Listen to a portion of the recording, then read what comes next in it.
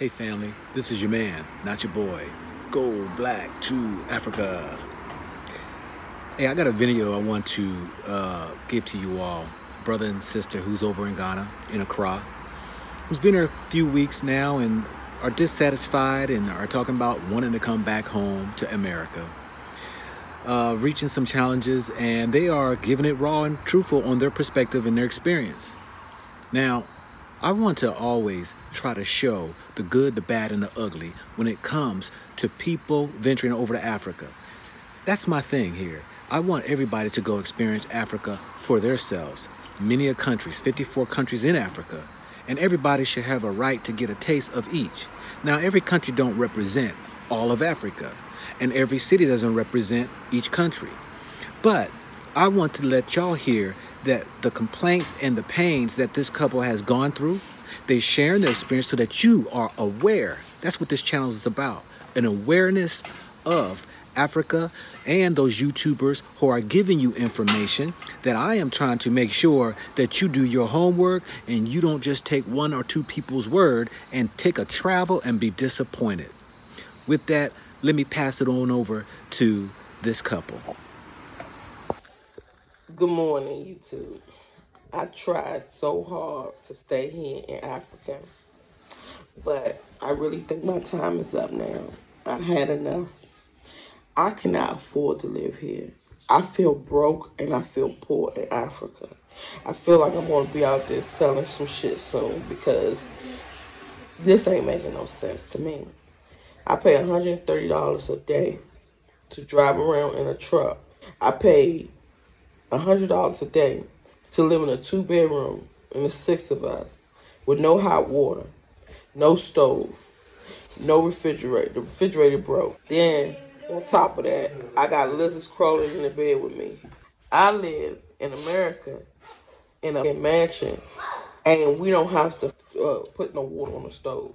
We got steady hot water, steady electricity, and the only time our electricity get cut off is when we don't pay the bill. And we got it so good now, we got prepaid electricity, so if we forget to pay the bill, we put some money on that prepaid thing and it comes right back on in 2 minutes. In less than 2 minutes.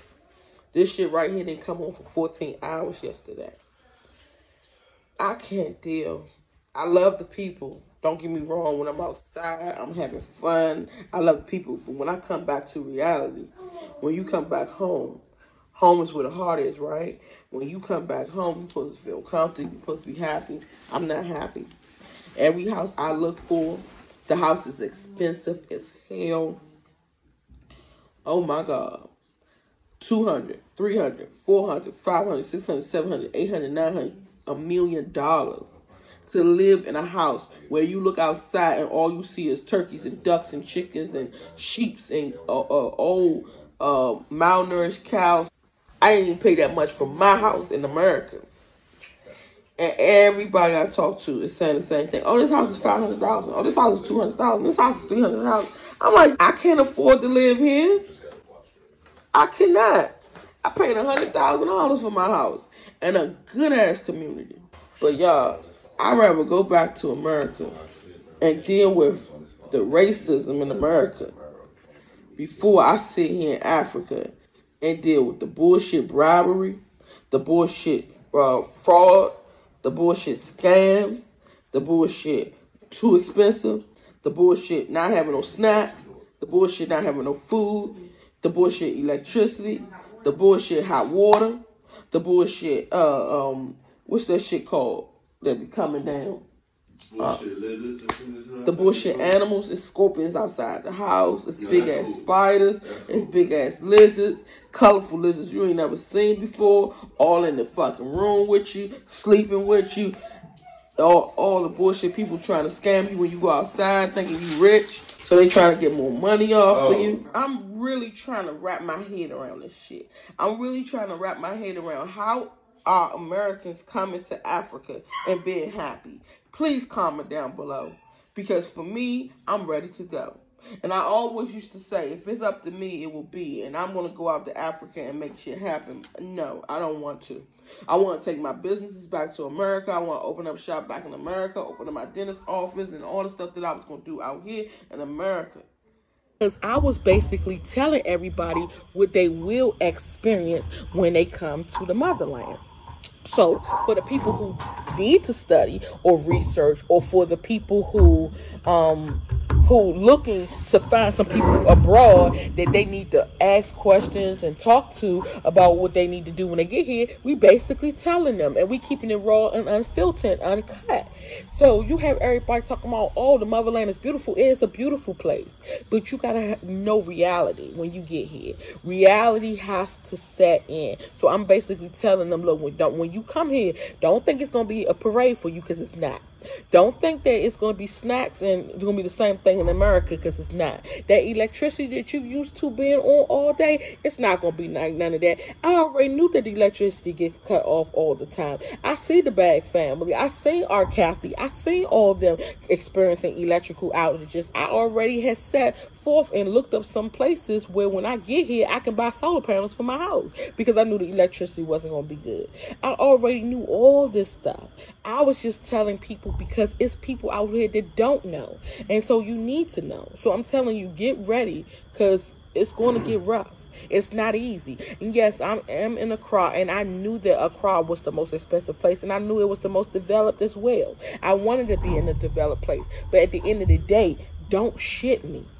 I always used to say, get me, don't shit me. Don't have me come all the way out here, and because you see I'm American, which you don't even know that I'm a Ghanaian too, but okay, I'm going to give you that I'm American because of my accent. So don't have me come all the way to Africa and say a house is $400,000, but you tell me it's $700,000 because you feel as though I'm rich.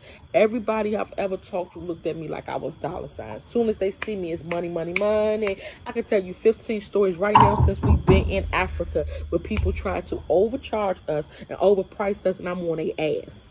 So for the people who say, oh, she's over there getting scammed, I didn't get scammed not one time. I told y'all the experiences how they tried to scam me. They tried to scam me, and I was in they deep in their ass. And so and for the people who say, oh, Africa is not weak, it's not for weak people. Let me tell you something. All Africans are weak. I got a fucking African father who weak as fuck. I know all Africans are weak. They aren't built like us in America. So I'm all in their ass when they try to take their weak asses and try to use me or try to bribe me or try to get extra money out of me. You got to wake up pretty early in the morning to pull one on me, because I already see the shit coming. Then the other thing, people saying, oh, she didn't do no research and she hasn't built a network.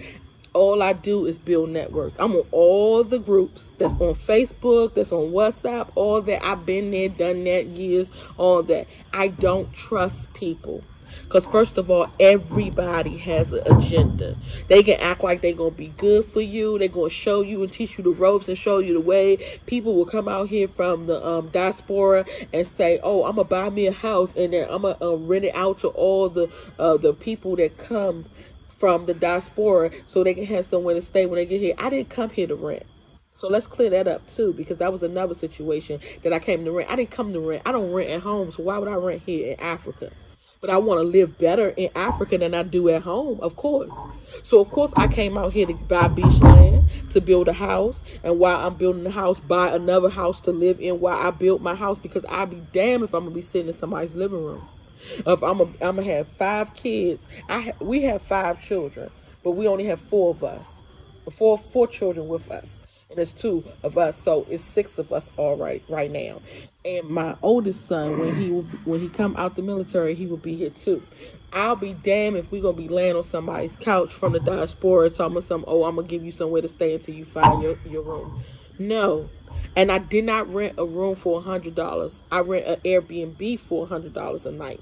Airbnbs, if you want a nice one, it's going for $100 a night. The Airbnb was nice, but at the same time, it had its issues. And I was just sharing the issues that it had. Then secondly, as far as me renting a car or whatever, how else am I getting around? Every little car is that small. It's little buzz. All of us, 6 of us, cannot get in little bugs and ride around. So I had to rent a big SUV that can go through these muddy streets, because the streets, as you know, aren't paved, so we have to have a four-wheel drive that can get through the streets. So me renting a vehicle was $130 a day. I knew that was going to be the case anyway. If you go research too, you'll find out that that's the average of a vehicle. So I didn't get gaffled nowhere. I just don't like the prices. And you can't, and I know I can't compare Africa to America, but what I can say is I'll be damned if I'm gonna buy a 3-bedroom house for $500,000. I got a fucking 6-bedroom mansion sitting at home for $100,000. It just don't add up, and it's not equivalent to what I'm willing to pay for. Everybody got what they're willing to pay for. I'll be a damn fool to come out here and get a house in Africa when I'm looking outside in the dirty slums and seeing goats and dogs and shit running around for $500,000 for a 3 or 4 bedroom house. That makes no sense. But don't look at me that I'm wrong for feeling like that, because everybody got their way of living. We came from the gutter. We both was next door neighbors, grew up on the same block. We came from the gutter, and we managed to pull ourselves up and look at everybody else still sitting there. So we're not going to go to Africa and be fucked up and be guttered too. I ain't asked nobody for nothing. I ain't asked for no handouts. I didn't ask for no parades. I was just sharing my experience. My experience is that Africa needs help. It needs work. We came out here to build Africa. I closed all my businesses down. And of course, I could have stayed in that colonized as United Snakes of America and dealt with they bullshit and kept getting my money. I could have did that. I do taxes. I don't pay taxes. I do them. Okay? So I could have sat there and I could have dealt with that. But no, I decided, no, I'm going to close all shop. I'm going to come out here. I'm going to get me a bus, and I'm going to do free teeth cleaning and spas for the people in the village. Then I'm going to treat these young girls. I'm going to get their tampons, their baby items and wipes, and I'm going to do a nonprofit program. Business is my forte. That's what I do. So I didn't come out here for a job. I didn't come out here to rent. I didn't come out here to live on nobody's couch. I didn't come out here to live with no diasporas or none of that bullshit. If you want to help me, but I'm not asking you to. I'm not begging. And then with the people who did offer to help us, we do know a lot of people in Ghana. I've been knowing people in Ghana. All my life, I knew people here. I've been knew people Ghana, Nigeria, all over. Gambia, Tanzania, I know people all over. But at the same time, I'm independent. That's how I've always been. I've always held my own. God blesses the child that holds his own. I've always held my own. So I'm not going to get out here and change now. So for the people who did come and say, hey, I'm going to help you, I'm going to find that, every last one of them was a failure. Because every last one of them was in it for themselves. Watch the company you keep in the crowd you bring. Because you got to look at people for what they are. You can have people come out here that lives out here and be like, okay, I'm going to help you. I'm going to help you get through. I'm going to talk for you. I don't need you to talk for me. The only thing that I would need you for is if somebody's trying to take advantage of me, and you can talk to them and say, no, you're not about to take advantage of these people. But other than that, I speak the language. I can talk to them myself. That don't mean they ain't going to get over on me. They might even use you to get over on me. So that's what another thing y'all have to be very careful of. Is people out here that don't have your best interest at heart. They will sit here and they will act like they friends with you. They fuck with you. Everything good. Let me help you. I'm going to help you pave the way. You going to get you a house and get there. They setting up a house for themselves the whole time. I'm going to help you get a car. They making sure they got transportation the whole time. And I need you to invest in me too. Making sure they got shit the whole time. And then you'll have, let me introduce you to my friend that works at the DMV that's going to hook you up with a driver's license, and they trying to take money off the top, and they letting their DMV friends fuck you. I got stories for days. Then you got people that say, I'm gonna help you get a house, and they have their friend who introduce you to them. They getting money off the top. Everybody's getting money off the top of you. Remember that. Everybody. So you can't trust nobody. I don't care where they from, Tom, Dick, or Harry. Don't trust them. Nobody in Ghana. And just like I have to tell people all day, every day, when they come to me with them outrageous ass prices, I said, I seen that shit coming. I knew you wasn't about shit. But I mean, let me tell you, I already knew what the fuck you was going to do. Don't give me no damn American price. Give me a Ghanaian price. Don't give me no American price, because the moment they open their mouth, I know they're going to fuck with me. I know they're going to try. but I'm not going for the okie doke.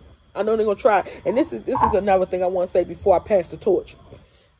In America, how we was raised is that if I don't have enough money to do something, or I do, let's say I don't have my papers that I need to go get my driver's license.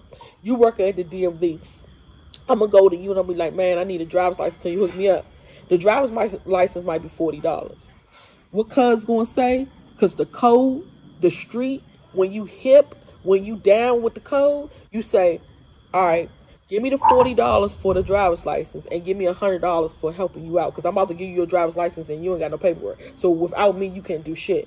You be like, all right, bam, let me throw you $100. Out here, if the nigga trying to get you a driver's license, he know the driver's license costs $30, $40. He gonna tell you it costs $500. That's how much it is. Because the whole time he trying to fuck you, he trying to cut himself in. He trying to get his own money, and he will do it without telling you. That's why I'm like, look, just be straight with me. Tell me how much it is, and tell me how much you charging me for helping me out. Because I don't mind scratching your back. You scratch my back, I scratch yours. It's a give and take situation. We can do this all day. That's the type of person I am. Matter of fact, even if you said the joint costs $40, I give you the $40 and I throw you something on top without you even asking, just because you fuck with me. Because that's the type of person I am.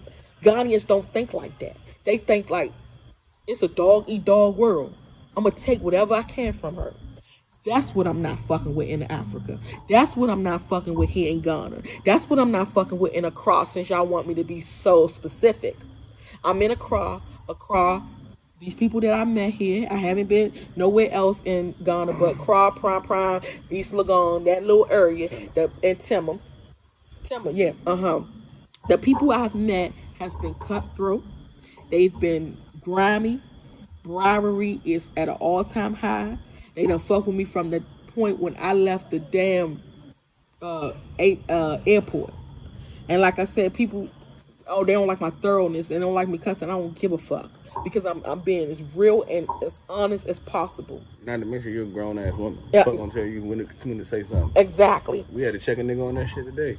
Exactly. So people don't like how I talk. I just keep it straight 100, no chasing. I don't have time to sit here and pity party y'all and rub y'all backs and shit. Half of y'all gonna like me, half of y'all won't. I can't please all y'all. I can please some of the people sometimes, not all the people all the time, and I don't plan to. So if you don't like it, you can move the fuck on. It's gonna be somebody else that likes me. So at the end of the day, I'm not about to sugarcoat shit. I'm not Willy Wonka. So you're going to get it just how I give it to you. I did cuss the police out and the military out because you're not going to fuck with me. You're not going to fuck me over. You're not going to have me come all the way the hell out here to build your dirty ass country up for you to sit here and tell me, oh, in order for you to get out the airport, you're going to have to pay us $1,800. In order for you to get out the airport, you're going to have to put $200 extra. In order for you to get out the airport, I'm going to tell your husband that he tested positive for coronavirus so you can pay me some extra money. Fuck no. I seen that shit coming a mile away. And I checked that shit at the door. So all these Ghanaians that's coming up to me telling me, oh, it's $200-$300. Nigga, I already knew you was gonna say that shit. And I'm very in tune. I'm very in tune with the universe. I'm very in tune with my ancestors. I heard the calling and I came. I talk to my ancestors every day, but that don't mean I don't go through shit. Ain't no angels and no flying butterflies and rainbows around here. We all go through shit. At the end of the day, I don't like the circumstances that we're in. It's not that I can't help it. I have money. I can go wherever the fuck I want to go. And it wasn't that I was complaining about the fact that I was paying $100 a month. A day. I was complaining because it doesn't make no sense that the prices are so outrageous out here when you living in conditions like this. So let's be honest and let's keep it real. Nobody wants to live like this. They shouldn't even be living like this. I want to take half of Africa back to America because they can see how real living is. Because this shit is pathetic. So at the end of the day, for everybody who say I was complaining, I wasn't complaining. I was telling it just like it is. That's exactly what I was doing. Now you got the torch. You good? Yes, I'm good. All right, so it's a couple of topics I want to handle. First off is, like she said, ain't nobody fucking complaining. And even if we was complaining, that's our freedom of speech. We do what the fuck we want to do. If you don't like what we got to say, then keep scrolling. I seen a lot of people on old girl page. I'm not even going to put her name out there because, like I said, that's female business. I ain't got nothing to do with that. But I seen a lot of people on her page talking about something, oh yeah, I had to click off and this, that, and the third. All right, well, click off and go live your life. You know what I'm saying? It's crazy how many people, and it's crazy how many black people, all you fake ass, wanna be hotep, woke ass, dashiki wearing motherfuckers coming on the page and saying, don't say nothing bad about Africa. Don't say nothing bad about the motherland. Oh, don't say nothing about that. That's like me going to Chicago and fucking dismissing all the niggas that's getting shot and saying, oh yeah, these little young niggas around here shooting people, ain't nothing wrong with that. That's cool. They doing what they supposed to do. They doing what they know how to do. Nah, that shit is unacceptable. That's what the fuck it is. And as long as you keep thinking that it is acceptable, or you keep ignoring the fact of the matter that is happening, then it's going to continue to happen. And that's why black people ain't getting nowhere now. Because y'all niggas so fucking soft that y'all don't want to be able to tell y'all own people, man, y'all niggas fucking up. Y'all got to step y'all game up. That's the problem. So y'all motherfuckers walking around here with the goddamn, with the shit on y'all head and the fucking dashiki African red robe talking about something. Man, y'all keep talking bad about Africa and all that other shit. Bro, ain't nobody saying nothing bad about Africa. We telling you what we see. We telling you what we are in Accra, Ghana. We are telling you what we have experienced in the first week that we have been here. First of all, I've been in the military. I've been overseas numerous times. I've been to Afghanistan. I've been to Iraq. I've been to Somalia. I've been to Lithuania. I've been to Dubai. I've been to Saudi Arabia. I've been to a whole bunch of foreign lands. I've been to a lot of third world countries when I was in the military. The thing is, even when you're in the military and you have everything at your disposal, when you first hit town and you go out here, it's going to be a culture shock. I don't give a fuck what you think that you're ready for. I don't care how you say that you're prepared and that you're willing to deal with anything. You may be willing to do with everything, but at the same time, you still have to have time to adapt to what's going on. That's just human nature. You can't just jump in a cold ass water and don't feel nothing. You're going to have to jump in that cold ass water, get that chill off, and then you'll get used to the water. That's how it works. So when we come here and we telling you the experiences that we're seeing, because we're just starting off, and we get all this bash from these fake ass woke people because they don't want to hear nothing bad about Africa. Y'all some bullshit. And half of y'all motherfuckers ain't never even left y'all city. Half of y'all are sitting around here in the inner city where motherfuckers are getting shot and stabbed every day, walking around acting like ain't nothing happening, but want to tell somebody not to talk bad about a country that you ain't never even visited. Go get your money right and then come out here and then put your shit on YouTube. A lot of y'all motherfuckers coming out here, or not even out here by yourself, because y'all ain't even invested enough money to come out here and do something like this. We've been saving up money and we've been planning on this for years now. We've been doing research and everything. We got 4 kids with us and 2 adults. None of this shit is cheap. None of this shit is cheap. So everybody want to sit right here from the comfortability of the American home talking about something. Don't be talking bad about Africa and you can't even afford to fucking leave your goddamn state. Stay the fuck off our YouTube page. That's what y'all need to do. Because we over here, we doing what we got to do. We invested our money. We paid our costs. So now we over here and we telling you exactly what we see. We're not saying that that's the whole Accra. We're not saying that's the whole Ghana. We're not saying that's the whole Africa. We're not saying that that's everybody. We are telling you the experiences that we saw. Just the other day, I went into the store to go get a plug, and I put this in one of my other videos. I read the plug because I'm always reading everything because I know the mentality of people. It's not Ghana, it's not Accra, it's not Africa, it's people in general. Anytime that anybody can get an advantage over you, especially when it comes to money, they're going to attempt to do it. So I know that. So don't for any minute think that I'm saying, oh, it's specifically Africans or specifically Ghanaians or people that are in Accra. No, it's people in general. That's just how it works. That's how the world works. It's a dog-eat-dog world out here. The world is beautiful. It's the people that's in it that's fucking it up.